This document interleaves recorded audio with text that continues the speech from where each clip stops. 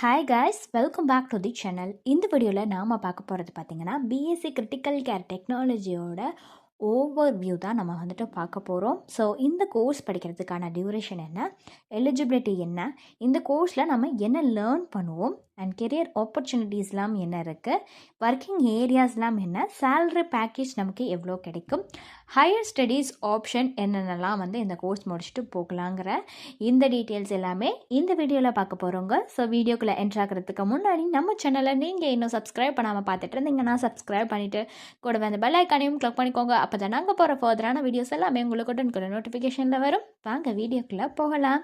BSc critical care technology.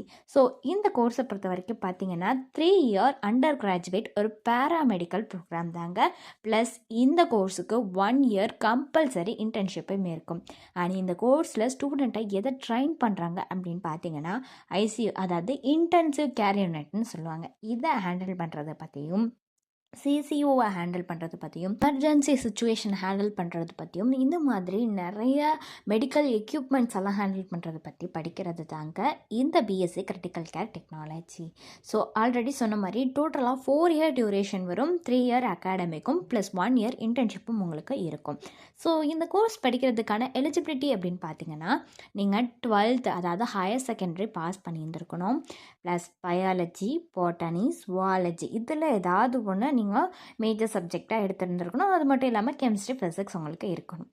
அது மாதிரி பார்த்தீங்கன்னா 45 to 50% அது மினிமம் மார்க் நீங்கள் எடுத்துருக்கணும். அதுவும் வந்து பார்த்தீங்கன்னா காலேஜை பொறுத்து டிஃபர் ஆகும். ஓகே, இந்த கோர்ஸில் நீங்கள் என்ன லேர்ன் பண்ணுவீங்கன்னு பார்த்தீங்கன்னா ஐசியூ பேஷண்ட்டில் இருக்கிறவங்கள மானிட்டர் பண்ணுறது பற்றி, வென்டிலேட்டர்லாம் மேனேஜ்மெண்ட் பண்ணுறது பற்றி, லைஃப் சப்போர்ட் சிஸ்டம்ஸ் பற்றி, எமர்ஜென்சியில் என்ன ப்ரொசீஜர்ஸ் இருக்குது, ஆப்ரேஷன்ஸ் ஆஃப் ஐசியூ எக்யூப்மெண்ட் பற்றி, அதுக்கப்புறம் பார்த்தீங்கன்னா இன்ஃபெக்ஷன் கண்ட்ரோல், இந்த மாதிரி நிறைய விஷயங்கள் பற்றி நீங்கள் இந்த கோர்ஸில் லேர்ன் பண்ணுவீங்க.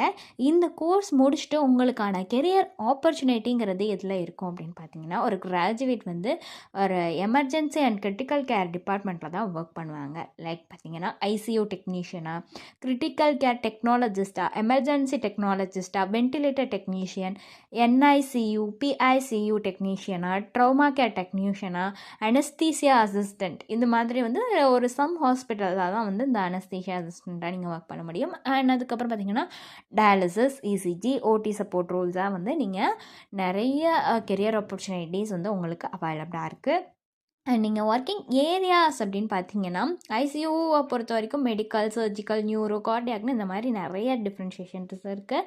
அண்ட் என்ஐசியூ, பிஐசியூ, அதுக்கப்புறம் ambulance care units, operation theatres, multi speciality ஹாஸ்பிட்டல்னு இந்த மாதிரி ஒர்க்கிங் ஏரியாஸ் கூட உங்களுக்கு வந்து அவைலபிளாக இருக்குது. அதே மாதிரி பார்த்தீங்கன்னா சேல்ரி பேக்கேஜ் நம்ம இந்தியாவில் அப்படின்னு பார்த்தீங்கன்னா ஃப்ரெஷர்ஸ்க்கு 18,000லேருந்து 28,000 வரைக்குமே பெர் மந்த் உங்களுக்கு கிடைக்கும்.